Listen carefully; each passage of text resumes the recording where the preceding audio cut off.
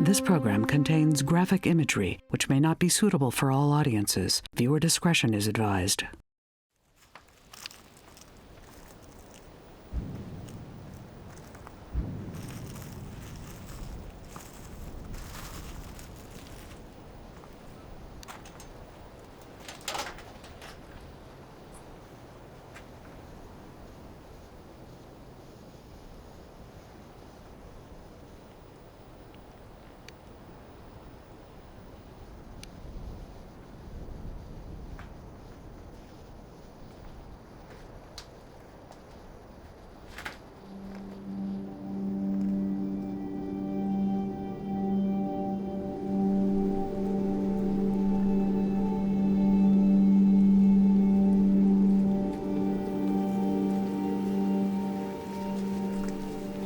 More than 20 years we are suffering from rockets. Before October 7th, had anyone intruded?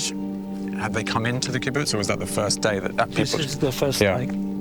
I met Israel Lender in Kfar Aza, near the border with Gaza, in the weeks after the Hamas massacre that left around 60 of his neighbors dead. This is my house. You see, now they covered all the glasses was broken. From here, they can see all the streets.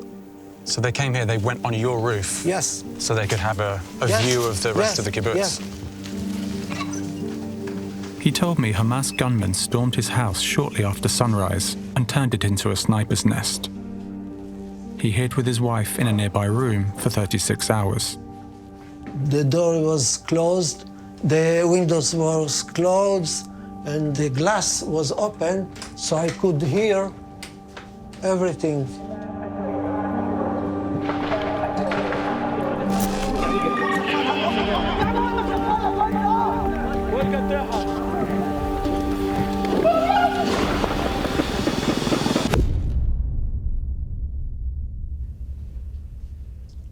Terrible. You can't think about it.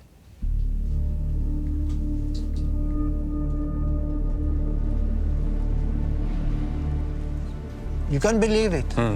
You can't believe it. You can't imagine it.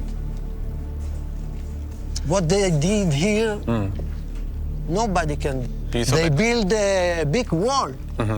They said to us, 40 meters in the ground with the sensors that nobody can, and 6 meters up. They said this will protect you? Yeah.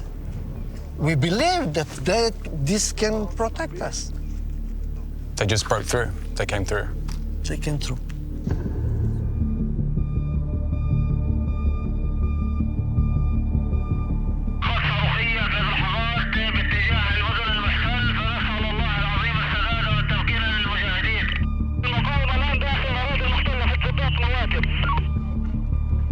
On the morning of October 7th, more than 1,000 fighters from the Palestinian militant group Hamas broke through the 20-foot-high barrier that has long separated Israel from the Gaza Strip, a densely populated enclave that is home to more than 2 million people.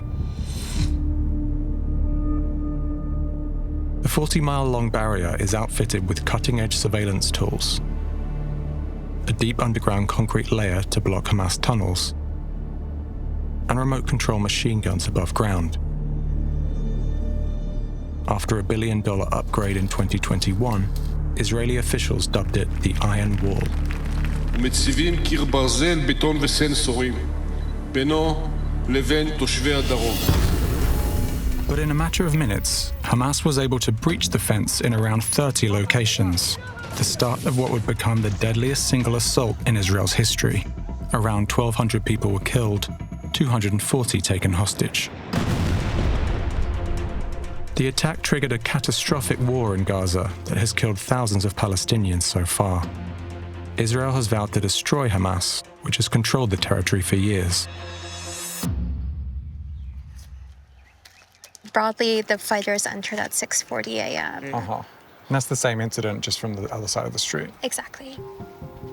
Soon after the October 7th attack, the Washington Post began investigating how the so-called Iron Wall could have failed so spectacularly. Our team of reporters analysed hundreds of videos, photos, and audio recordings from before, during, and after the attack. With Frontline, we spoke with witnesses on the ground. We got hit with the first RPG. We examined maps and planning documents recovered from Hamas fighters. We took the visual evidence from October 7th and mapped it across southern Israel and inside the Gaza Strip, sometimes using the position of the sun to estimate when key events occurred. What we found was a fragile barrier that gave Israel a false sense of security, leaving it blind to its own vulnerabilities and to the meticulous plan taking shape on the other side of the fence.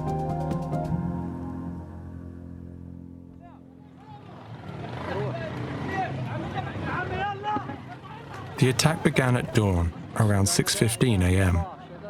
Videos recovered from Hamas fighters show them setting off from Gaza and heading towards the fence, which has long been resented by Gazans who've been penned in by it.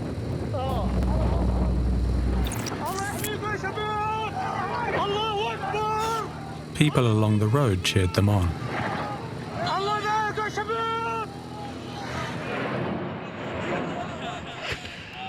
Around 6:30, as fighters made their way to the fence, Hamas began firing a barrage of thousands of rockets at targets across the barrier. In just the first 5 minutes of the attack, there were red alerts for more than 30 communities near the Israeli side of the wall. In Kibbutz Erez, less than a mile from the barrier, Ben Sadan, a member of the community security, had just woken up for an early morning bike ride. 6 בבוקר, קפה, יושב בשולחן, 6:30, מטח רקטות וצבע אדום, מטורף, מטורף. אנחנו לא זוכרים משהו בכזו אינטנסיביות. So over there we can see Gaza. There. Yeah.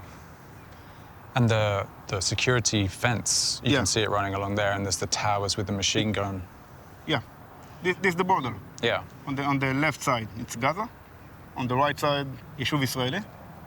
And I think some of the earliest rockets came over just around all here. around, Yeah. all around. עומדים פה ורואים הכל, הכל, הכל. רקטות לכיוון צפון, רקטות שנופלות פה, פצמ"רים, הכל, הכל, הכל. כל השמיים בוערים. ממש בוערים. From this hilltop, the next wave of Hamas's attack became visible. Reconnaissance fighters on paragliders soaring over the wall under cover from the rockets.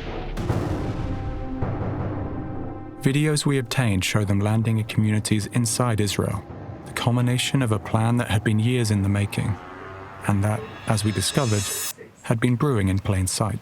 When I first saw this video, I was like, oh, this is video from the day of. Like, how did they get this produced out so quickly? And then once you look closer, go, it's obviously a training video.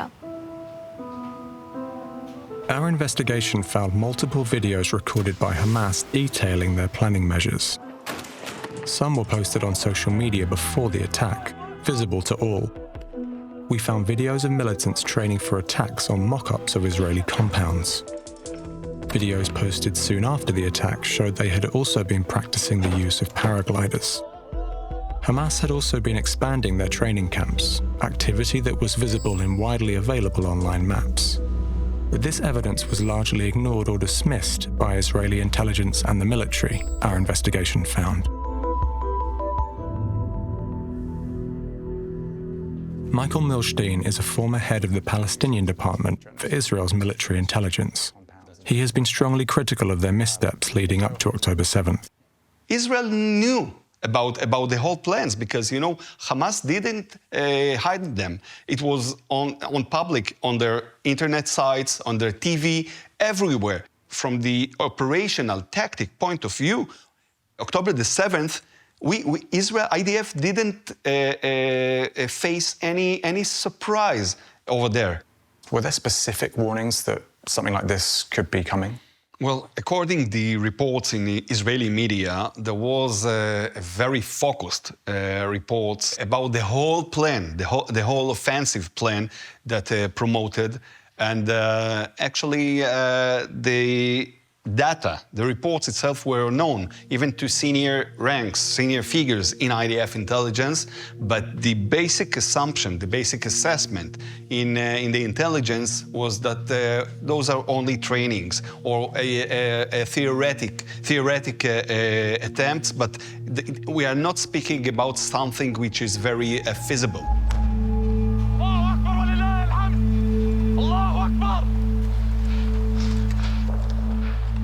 The heart of Hamas's operation on October 7th was the stage that their videos called the Blinding Plan, aimed at severing the connections to Israel's surveillance and security system. Israel uses 7 Skystar surveillance balloons to monitor hotspots along the Gaza fence. The balloons carry a long-range 360-degree camera, but the model of camera that Israel uses on the balloons is relatively old and is no longer made. On the morning of October 7th, we found that 3 of the 7 balloons were in need of maintenance and out of service. Video from the attack shows one of the remaining balloons. We were told it had been cut loose by the militants. The balloons are part of a system that includes surveillance and weapons towers. Visuals and other data from the towers are fed into monitoring centers inside Israel, including one near Re'im. It doesn't matter how many combat soldiers they are. If they don't know where the enemy is, they can't fight the enemy. Rotem Horowitz spent 2 years monitoring the camera feeds at Re'im before completing her military service last spring. 3 of the balloons were out of service on the day. They weren't working. Mm-hmm. The cameras needed to be repaired, but they're old and out of production. Yeah. So is that a big problem? I personally think it is. They were first brought into use in 2006, and ever since then, it's kind of been the same system. It doesn't work very well during rough weather, like only when weather conditions are perfect. Do you remember people sending up warnings that, you know, these balloons are getting out of date, some of them aren't working, they're not working in bad weather? Yeah, I know that the surveillance operators on the balloon have, as long as I've been there, you know, I served there, we've been complaining about how the balloons see and, like, in general, their quality ever since I can remember. The balloons are supplemented by surveillance towers containing HD cameras, laser and infrared sensors, and radar, and can see people for almost 6 miles away, according to the manufacturer. Other structures, called Sentry Tech Towers, are topped with Samson weapon stations, which feature machine guns and sensors. They're positioned every few hundred yards along the barrier and outside key military facilities, and are nicknamed Ro'eh Yoreh, Hebrew for Sees Fires. Once the sensors send an intruder alert, IDF personnel can fire the 50 caliber machine guns by remote control. We have to really make sure that we can firmly see a weapon and a threat before we can actually do anything with it. So usually, like, if someone's getting close to the fence, we use it to kind of not shoot at them, but shoot near them to kind of like scare them away, like, don't come close.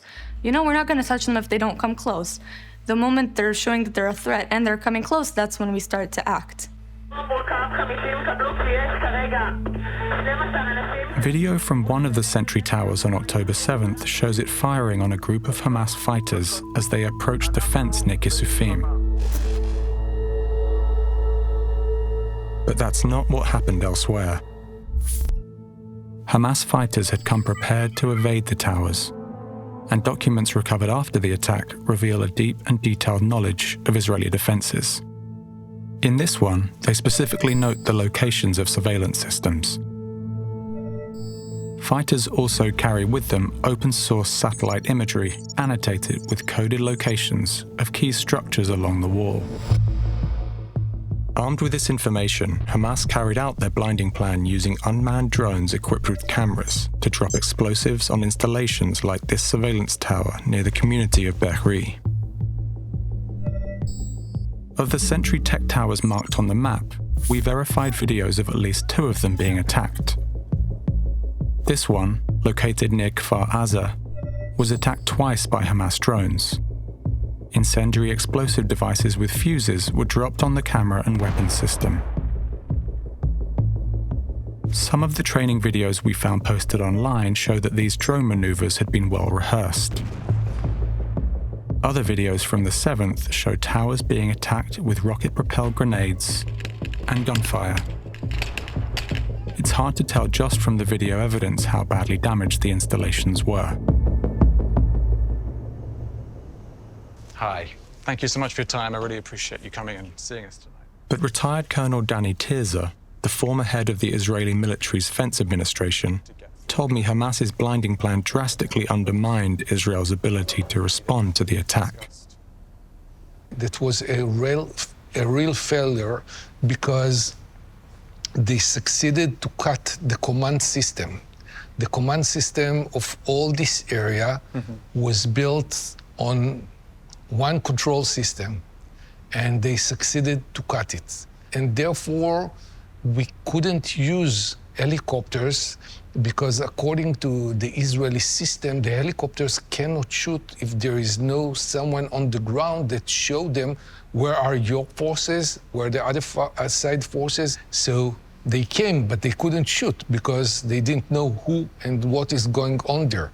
In 2021, when the latest upgrade was unveiled, some of the political and military leaders made very firm, quite bold claims for the barrier. They said, this will protect the residents in the south. Hamas will not get in. And was that a mistake to promise those things? Of course, it was a mistake. We really thought that we are building a very good infrastructure that will help to save the lives of the Israelis. Unfortunately, it didn't work. He said the attack exposed a fundamental misconception about the fence. It was built against people that will try to cross it. It wasn't built against army or against a lot of people that are coming in one time.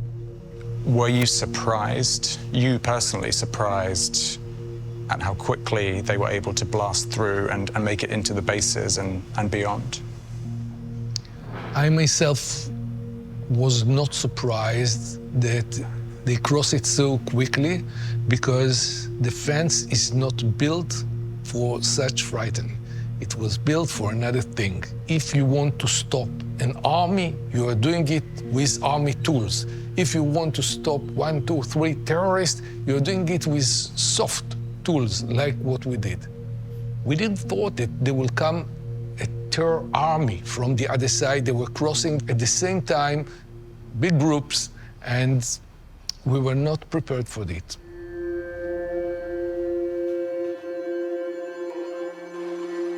The Israeli government says Hamas broke through the fence in around 30 locations. We obtained videos from 14 of them. The videos show trained Hamas fighters using explosives and munitions to blow holes in the fence and its concrete barriers.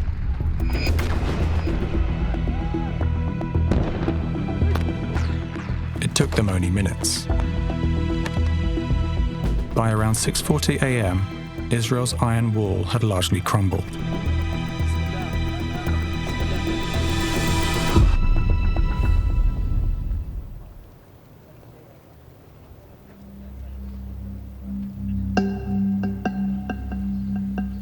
In the weeks that have followed, Israel's military and intelligence establishments have come under intense criticism.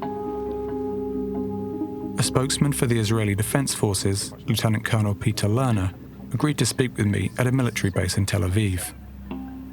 Hamas has published several training videos which appear to show fighters in the months before practicing specific tactics that were then used on the day, blowing up fences, paragliding, and so on.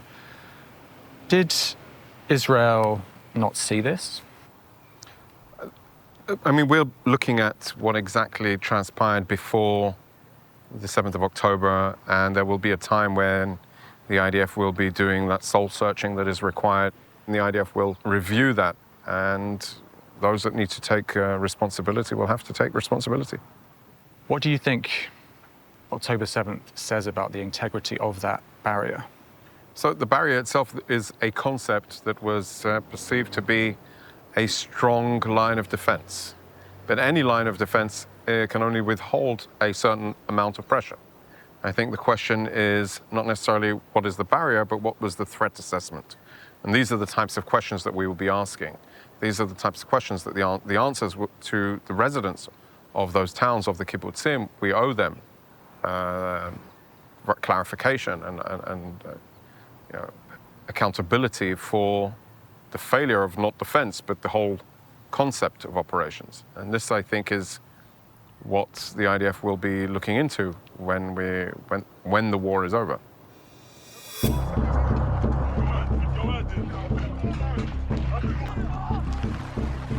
The Hamas fighters that broke through the fence that morning were bound for the military bases and communities along the border.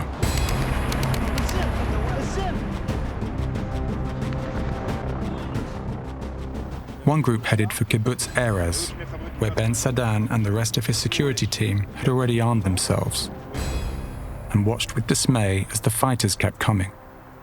המחבלים היו פה מחוץ לשער, ממש צמוד. הם היו על הגבעה בצד שמאל, היו פה בשדרת עצים. And they're carrying weapons? כן, מלא, המון, המון.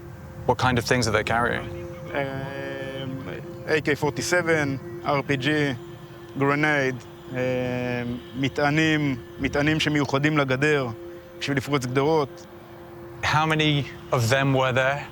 How many of your men were there? הם היו בין 20 ל-30 מחבלים, עם תחמושת ונשק בלתי נגמרת. כאילו, היה להם הכל. אנחנו היינו בשלב הזה 8, רק עם נשקים, כוונות ברזל, מעט מאוד תחמושת. He told me the combat lasted 3 hours. After these few hours of fighting, what happened next? פשוט הפסיק. הפסיק גם הלחימה פה וגם הלחימה שם. פשוט היה שקט. אתם לא עזבו את השטח, נשארנו פה, גם בנקודה ההיא, כי לא ידענו מה קורה, אבל פשוט נהיה שקט, הפסיק. Sadan and his team had avoided the potential massacre. Breaking news out of Israel. Chaos erupting in Israel as a... But other communities were overrun. Hamas militants currently attacking citizens, shooting at people on the streets, attacking troops and seizing them. At 7:01, the first Hamas gunmen broke through the gate at Kfar Aza. We are in Kibbutz Kfar Aza. More than 250 others would follow throughout the morning. You can see this massacre. It smells of death here. Some of the fighters wore body cameras, and the videos recovered later show the rampage through the kibbutz.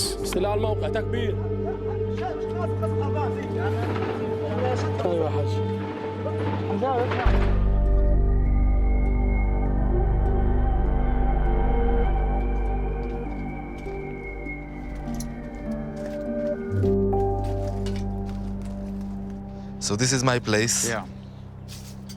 Left from my house. We don't have a roof, and look, everything is black and burned. Yuri Levin witnessed the violence that day and told me he'd barely escaped being kidnapped and taken to Gaza, a fate that befell many of his neighbors. He is kidnapped. He is also kidnapped. And these were all friends of yours? You knew everyone? They kidnapped. She kidnapped. He is murdered. He is also kidnapped. Murdered, and 2 of them kidnapped, I think. Yeah. Yes, no, I think I know. And this is friends of me.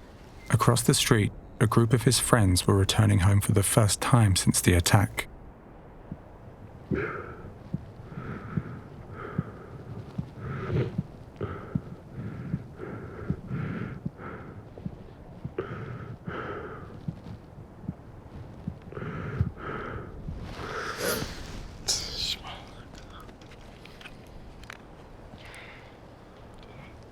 ראשונה פה? פעם ראשונה. לא חזרנו. כאילו פעם ראשונה, כאילו, אתה יודע, אני רואה את זה בסרטונים, רואה את זה מזה, אבל פעם ראשונה לראות בעיניים זה לא... זה לא, אחי. אפשר להביא. יש נקודות של דם. כאילו, אם זה על המגנטים, או על העליים, ברצפה, כאילו.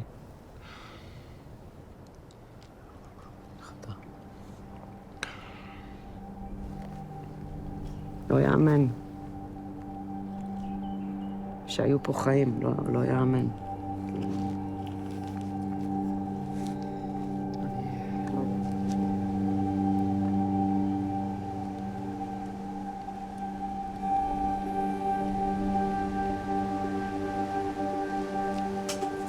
Israel, can you tell me about who these people are in the pictures? These pictures, this is our village team, football team. They called the fox of the village. The young of the man. Kfar Aza village. Some of them die. Show me. Some of them are kidnapped. He is died. And this is in Gaza. These two brothers as in Gaza. His parents' house was destroyed. He's lost his mother and father and his brother. You know, almost everyone has a connection for was murdered, was kidnapped, was injured. Everyone from here. It's touched the whole community.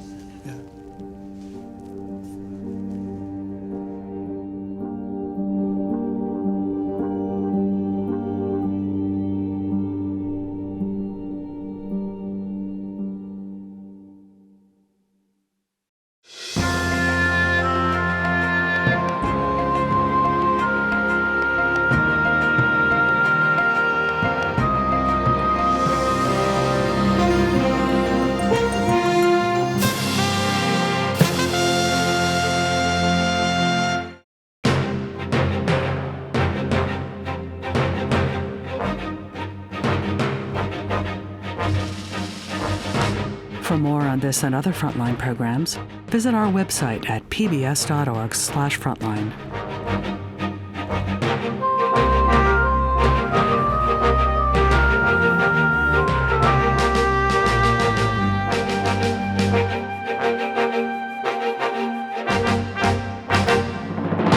Frontline's Netanyahu, America and the Road to War in Gaza and Failure at the Fence are available on Amazon Prime Video.